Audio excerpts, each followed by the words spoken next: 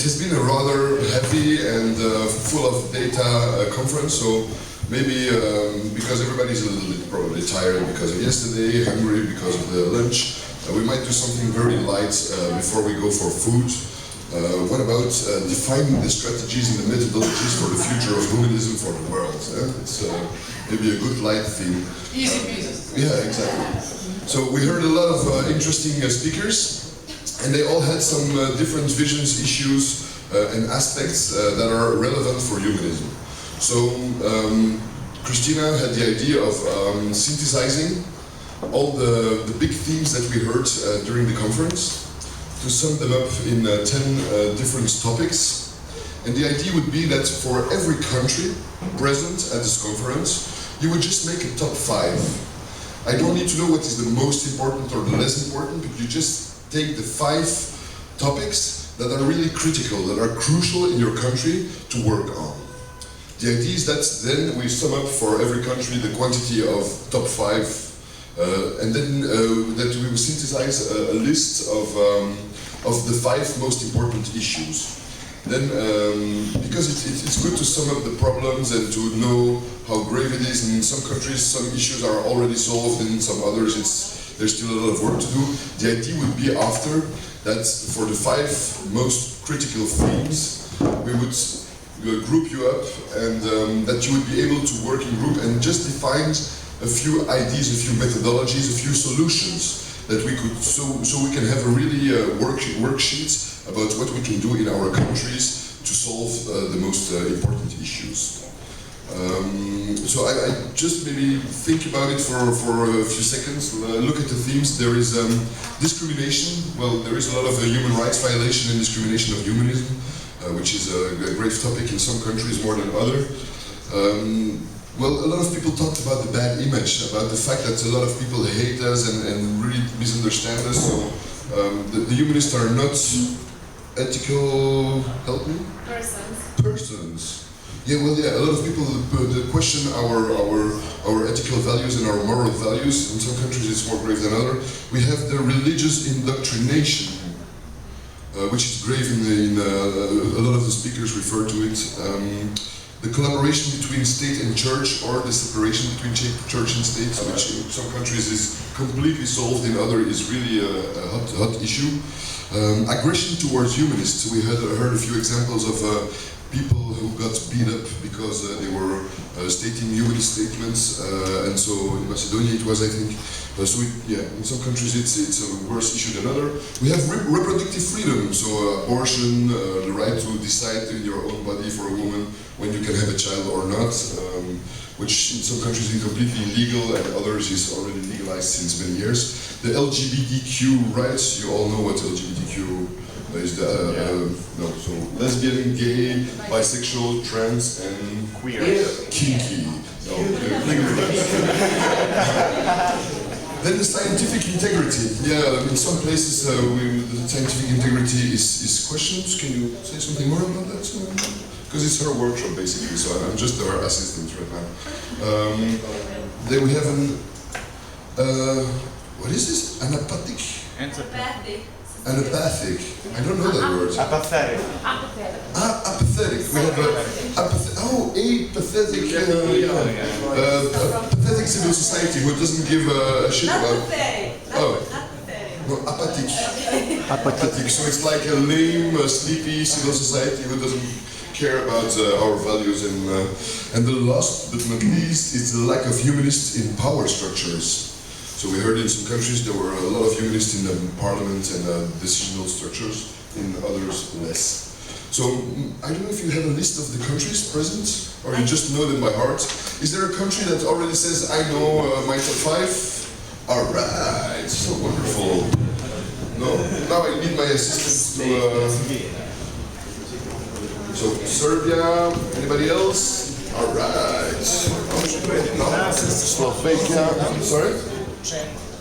Oh, you have a top 5? So we have, who do we have in Holland? We have Italy, we have Russia, we have Macedonia, we have Poland, we have so many. Oh, ik zie het. Ja, Just give you 3 minutes to think about it and discuss it in your group. Let me see. Out of those, scientific integrity.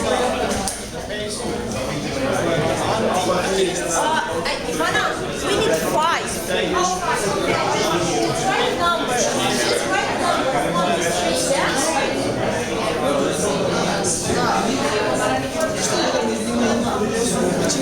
Cristina, Moldova.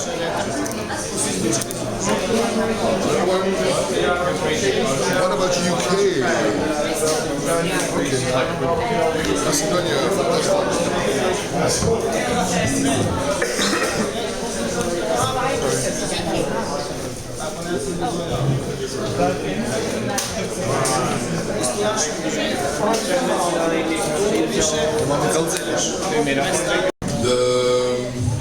The number 5 will be discrimination and human rights violations. So we will have one group busy with this. What do you think? Can we have like one place human rights, one other place and divide it like this? Yeah, I think we should count how many people are in the.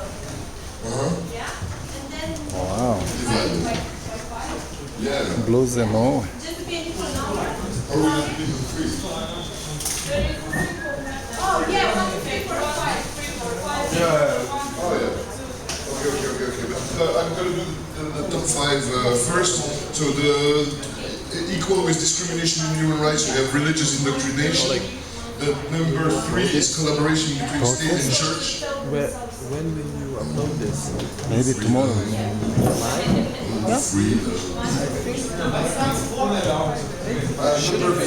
Number 4 is LGBTQ rights. Is the number 4, and the winner of today's contest is apathetic civil society. So civil society being down and not being aware. Okay, so we're gonna divide you in 5 groups. I'm just gonna count you 1, 2, 3, 4, 5, and we'll have a group with number 1, number 2, number 3, number 5. Do you understand what I'm saying? Number 4. Yeah. Just repeat the top 5. Yeah, of course. Yeah. Top 5. I repeat, number 1 is discrimination and human rights violations of humanists. The number 2 is religious indoctrination. Number 3 is collaboration between state and church, or separation between church and state, of course. Number 4 is LGBTQ rights. Alright. And number 1, the winner, is apathic civil society. How many questions, humanists? Yeah. Maybe we can just...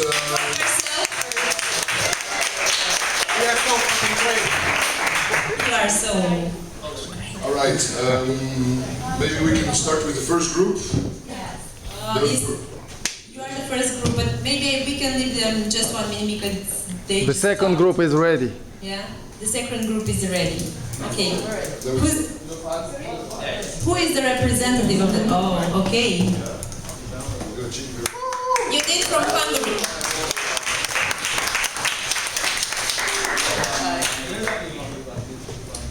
So I don't know how this sounds, but so our topic was the religious indoctrination, and well, we have a very large goal. It's okay. Okay. We have a very large goal to one day pass a law, an EU-level law, that forbids the teaching of religion in schools. Not only EU, maybe Council of Europe also, because we also target Moldova, Azerbaijan, Russia, and so on. Okay. But we already think that this is a bit too high of a goal, and until this can happen, we suggested an alternative that we should try to establish a university-level course that teaches history of religion and how you should teach that to children. So this would be independent of the churches. This would be a completely humanistic study, and only the people who were accredited through this course should be able to teach religion in schools. Okay. Oh, and we thought of a potential problem, even if these laws would be currently applied. There's the problem that private schools, sometimes they don't apply the law in the same manner because they have this freedom to do as they like. So there would need to be someone who keeps them in check, so who checks up if they don't indoctrinate, even if it's against the law.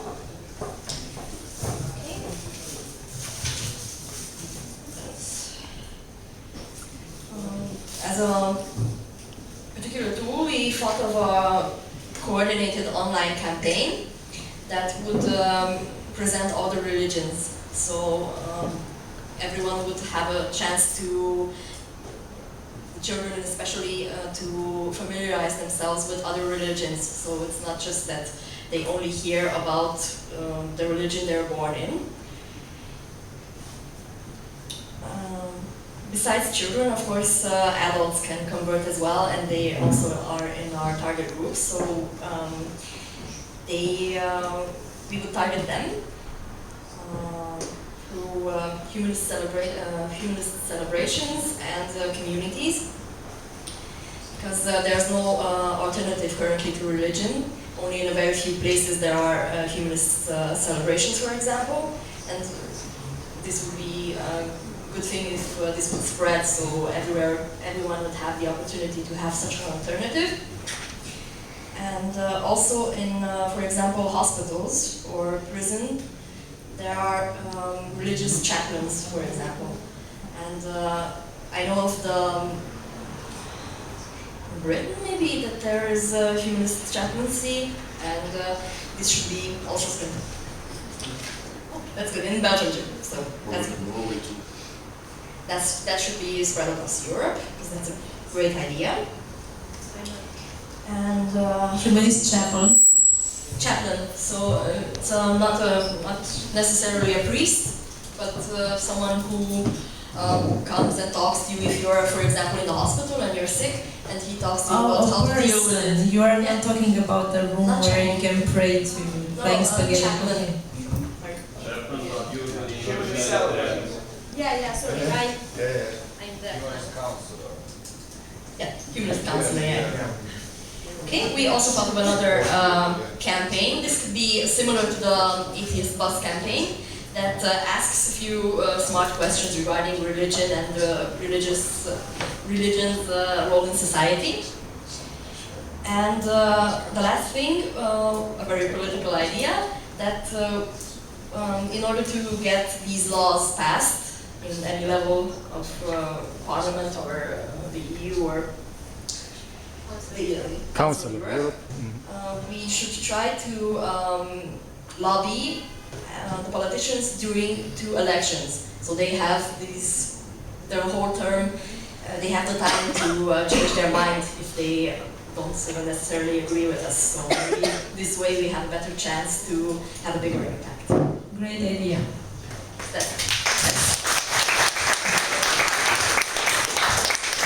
Thank you, team number 2. Is number 1 ready?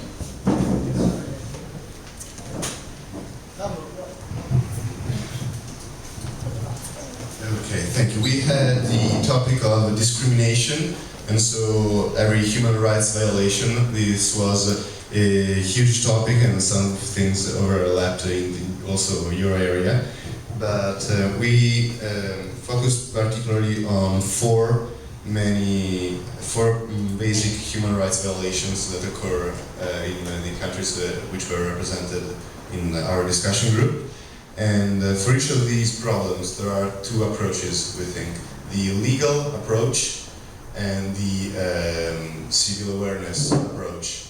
And so, first thing I'm going to talk about the legal approach, which is similar basically in every one of them. The first problem is the discrimination against ethnical minorities. For example, we heard of problems in at least 3 countries for the I don't know how we call the Roma, the gypsies. Yeah, I don't know if that's offensive, but Yes, it is. Roma. Roma. Okay, yeah. And so, for example, we think that the only legal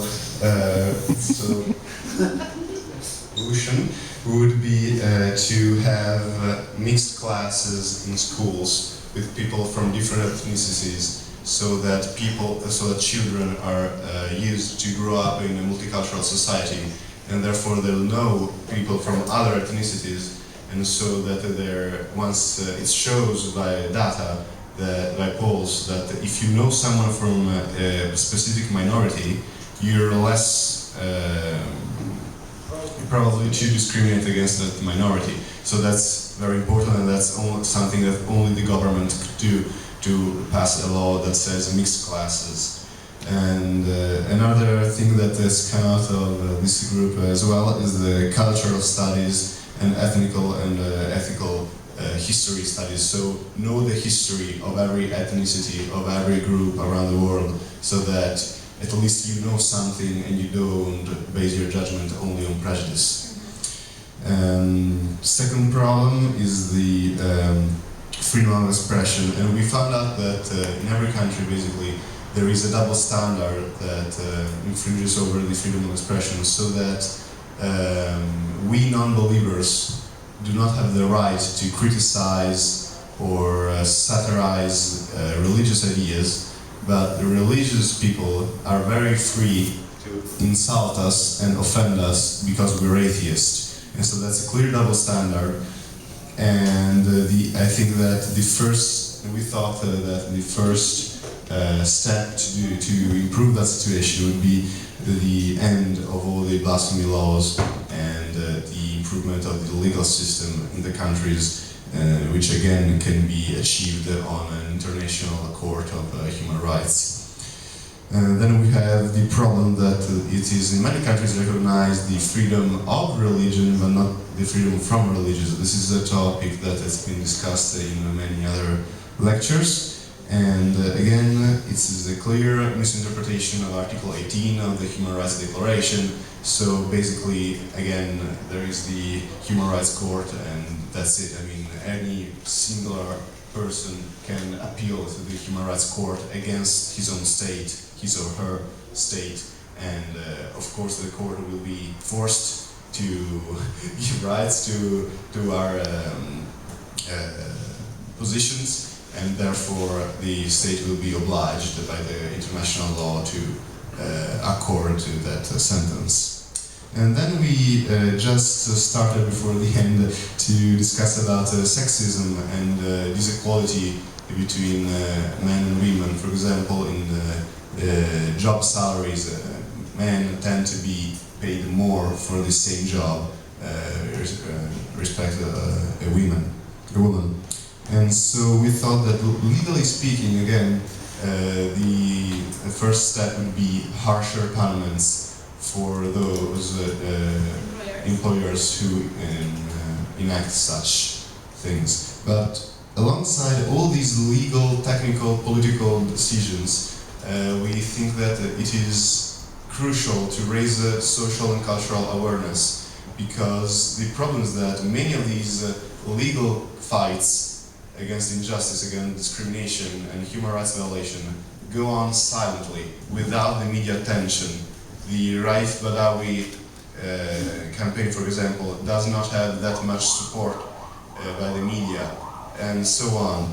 And so, alongside all these juridical problems, we also have to raise consciousness and reach out for the middle ground. So there are obviously a number of people that agree with us, and a number of people who openly disagree and fights us. But there is a large middle ground of people who are undecided, and to whom we have to reach out and discuss with them and argue and debate and dialogue with them, and bringing our arguments, who are based on reason and human rights, so pretty convincing arguments in a conversation, And so we have really to reach that minority, that majority of people who can overpower the minority of hate speakers. And so that would get more people interested in the problem, so more people going into streets and campaigning, and so therefore getting media attention. And that's essential for any campaign. Also, it shouldn't happen, but a court is more likely to give a sentence in your favor if there is big media and social and cultural attention to your problem. So we came up with these problems and solutions. I know that doesn't cover all the discrimination problems, but that's the best we could do in 15 minutes. Thank you very much.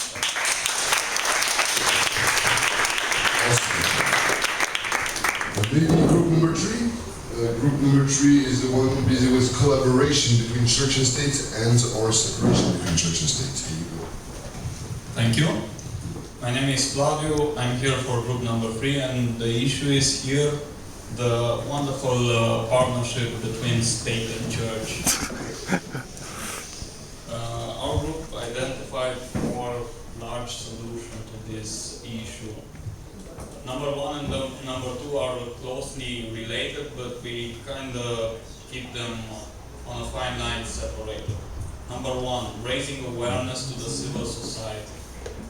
How can we do that? By organizing different workshops and conferences, free to the public, raising their awareness and, I don't know, teaching them about different things so they can have an option to their beliefs. Number 2, public campaigns. Also, we are raising awareness, but we are doing somewhat with another process, like billboards or social media. So we're not getting close in contact with the people, the public. Number 3 would be needing the needing of autonomous public institutions. Why? Because, for example, if the church would be autonomous from the state, they could get the major financing privately and then stop getting it from the state, from the government, or from our public financing. Number 4 would be pointing out political successes and pointing out specific examples of immoral acts of clergy, or there was in America in the late 60s till now copyright infringement from the Church of America, and then in the late 80s in Western Europe, like a band, like a heavy metal band being very popular and identifying with the youth. Then the clergy made the copycat band, being the same costume, the same music, but with biblical lyrics. So they praised God with heavy metal. And there is also Christian black metal, if anybody knows black metal. It's the same inverted chords, but it's with Christian lyrics. So you yell out satanic voices to God. All praise thy Lord your soul. So these are the 4 major solutions that we could identify and possibly work if we work together to kind of cut their reproduction system from the state and church. Awesome. Thank you very much. Now we have group number 4. You're all awesome, by the way. LGBTQ rights. There you go. So we have realized that there will be a bit of overlap between what humanist organizations can do and what LGBT organizations can do. So take each of our suggestions, like supporting the action if it's already done by an organization, or initiating it if it's not there. So I'm going to start, first of all, lobbying MPs on this issue, obviously, then have celebrities speaking for LGBTQ rights. A very good idea is like forming groups of heterosexuals showing support for LGBTQ friends, and and obviously us as humanists and as humanist associations associate and support LGBT NGOs in our countries if they exist. Okay, educate people on the science behind gay and transsexual people and so on and so forth, like make it obvious for everybody that it's not a choice, it's not a lifestyle that you choose, it's something that... Or a disease. Yeah, it's not a disease, it's not a choice, it's just how you are born, and there's the science behind it, okay, and people don't know this, so they should. Okay, then contact universities in our country to declare themselves LGBT friendly, because if they would do that, they wouldn't be able to overtly support all kinds of conferences that just spread hate around. Okay, campaigns to change forms, like if in a public forum by a state institution, you have to declare your gender, and you usually have only male and female, and have like other, or I don't want to declare it, or another options that you can choose. This is very important for transsexual people, change the legislation in the countries in order to be able to change your gender and your name to the one you feel, not the one you were assigned. In many countries, I don't think the legislation is up to date, and it makes a lot of trouble for people in this category. Make events such as met an LGBTQ person, but somewhere in small, safe environments, like not in the streets, because it may cause violence and stuff, but maybe in a more controlled environment. Then in countries in which their situation is very, very bad, maybe campaigning other countries for asylum for LGBTQ people in order to be able to leave that country and live in a safer place. Generally, in those countries in which it's very bad, just give them a voice, give them a safe community where they can be. And another idea, if there are bars and restaurants in the city that are supportive of LGBTQ people and couples, show them, like, go to them and show them an option to declare themselves as such, maybe with a sticker at the entrance or something that LGBTQ people will know that they are safe and welcomed in there. So these were our ideas. Thank you very much.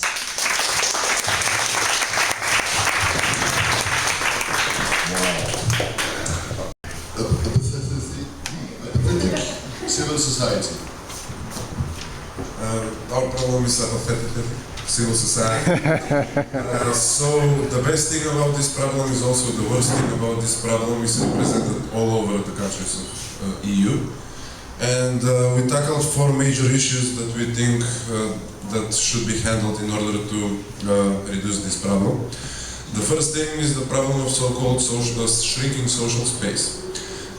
In translation, that means a state effort in reducing the activities of the NGO sector. This state effort manifests in 2 ways, and this is especially characteristic for the countries of Eastern Europe. First of all, it can be legislative, like in Russia, in Hungary, and other countries, when you have just simply a ban of gay propaganda, let's say, which practically stops the LGBTI NGOs from doing their work. Or like in Hungary, when you have these lists of NGOs that are declared as foreign agents, and they cannot do their work. That's the legislative approach. The unofficial approach is by doing public pressure on the NGOs. It's characteristic in Macedonia, in Serbia, I think in Croatia it was during the referendum, when the government just goes into a huge public campaign for declaring the NGOs as anti-state, traitors, Sorosoids, and things like that. So the good thing is that this problem has been noticed on the level of the European Union, on the level of Council of Europe, and that it is specific for all types of NGOs, not just humanists. So lobbying at the EU level about the representation of this problem in our individual countries is one of the approaches. The other approach is raising the awareness at the national level, raising the awareness of the importance of the voice of the civil society and things like that, and thus reducing the restriction for activity of the civil society, and building coalitions. Building coalitions not only between different humanist organizations from different countries, but between humanist organizations and networks with other human rights NGOs or NGO networks. ILGA Europe is working on this issue, INAR is working on this issue, and that's something practical that we can use. The second problem is the lack of offline mobilization. Everybody is so happy to add their like, their share, their comments to a Facebook content, to an online content, but when it comes to offline mobilization, to getting your ass on the streets, it gets quite difficult. So how do we decide to approach this issue? First of all is the issue of simplified messaging. In order to have a mass outreach, you cannot go out with complicated doctrines, complicated analysis and stuff like that. You need to have that in order to be able to back your arguments up. But when you are addressing the public directly, you need to be as simple as possible, as clear as possible, and to tell the public what do you want to achieve with this activity. The other part is adding a performative element to these civil society actions that are public. We have found that in Macedonia and in other countries as well, if you make things interesting and not only activistic, there is a higher probability of having more people to the streets. And just by adding a flash mob or some small performance, for example, we did protest in front of the public prosecution office, and we tried to present that the lack of state activity and condemnation of the hate violence against the LGBTI people really kills the LGBTI people. So a lot of the activists were in black plastic bags, and they were just lying on the street even though it was December, -15 degrees. A lot of them have had kidney issues afterwards. And they were presented just as corpses, like, look what your inactivity does to us. And it gained a huge public support in Macedonia, huge international public support and things like that. The third thing is the problem with getting our voice heard at the national and international level, mainly because, and this is specific to humanistic movements, also LGBTI movements and other natural allies, mainly because we are not liked by the mass media. Our messages are not considered to be right and things like that. So the key here is to become a competitor to the mass media. Okay, they occupy a certain space. We need to find a way either to reoccupy the same space or to create an alternative space where we can translate our message.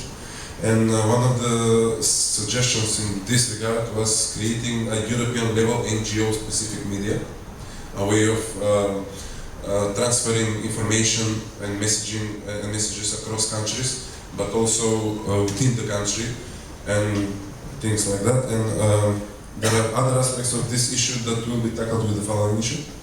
The following issue is that we are strong in numbers, i.e. we need cooperation, we need support, and we need targeted communication.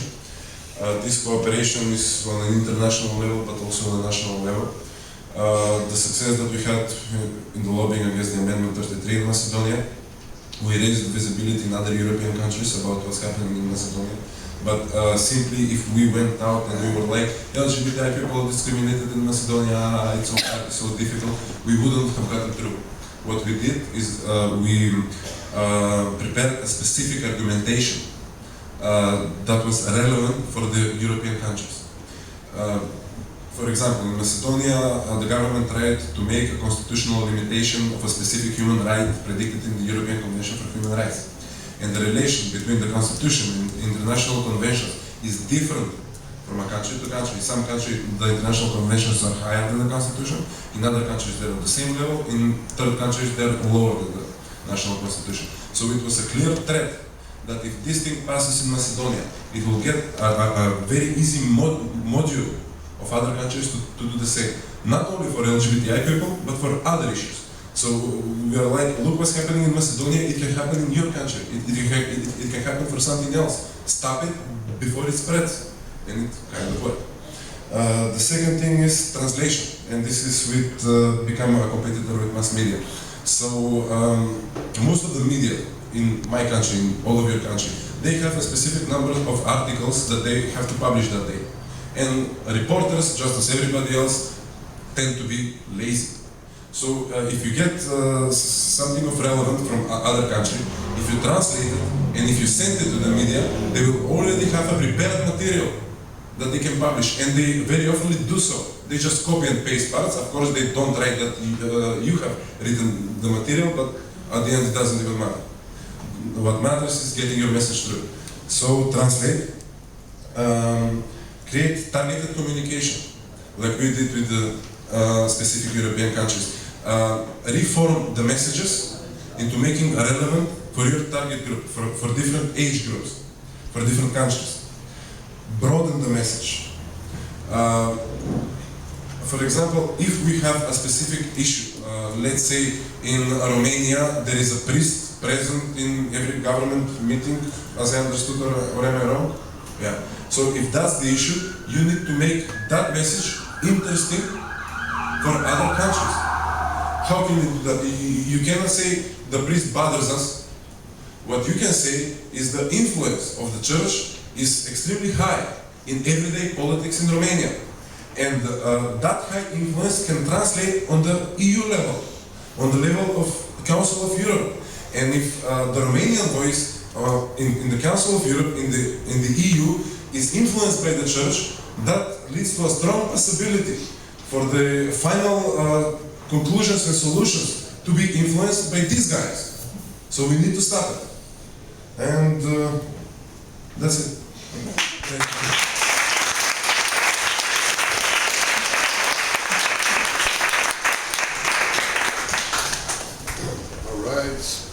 All right.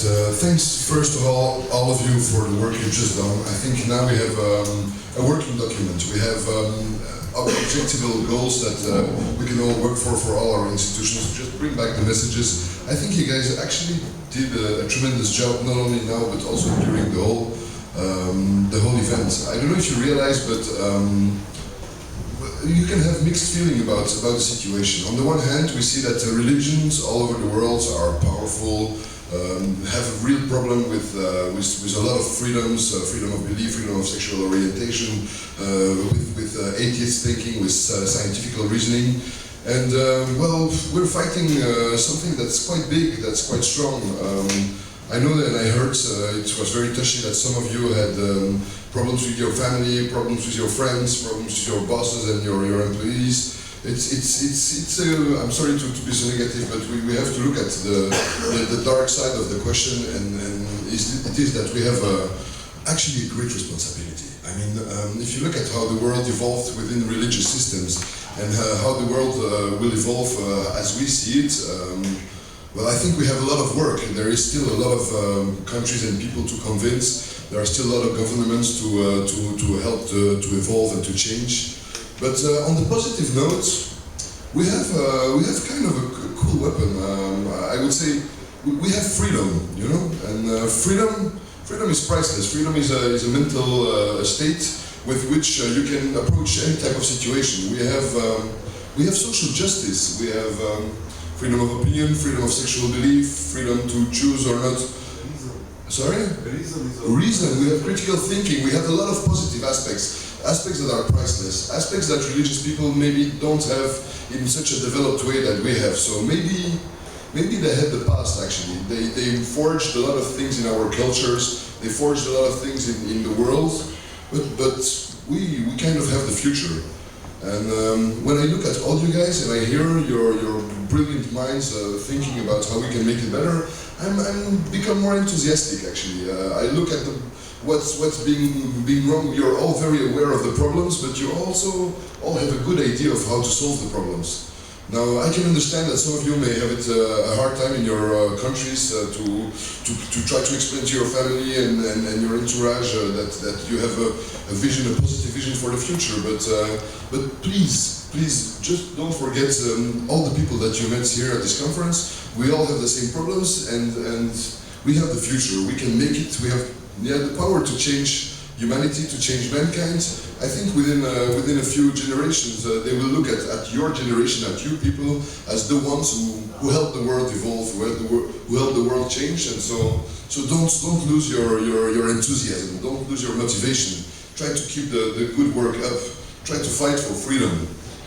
Yeah, I think that's I also would like maybe to say a little thanks for Cristina, because she.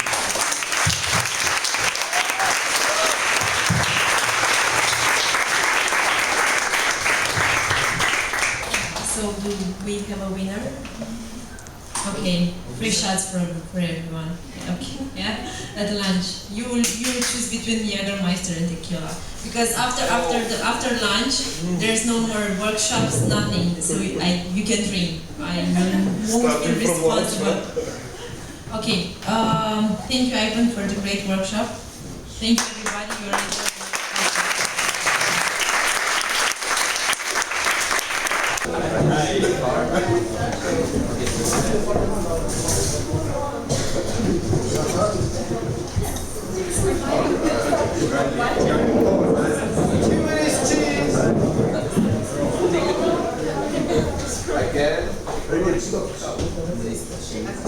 Alright, everybody say happy humanists! Happy humanists! Can you do something funky like alright? I want to be on it too. Oh, fucking good.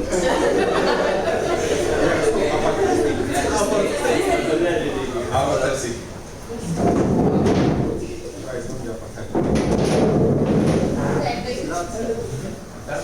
Okay. We say pizza?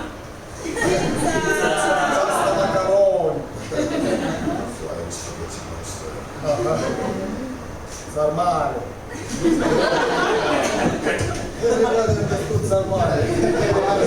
Thank you, Daniel, for all the photos you've made. For the photos. And applause for the photograph.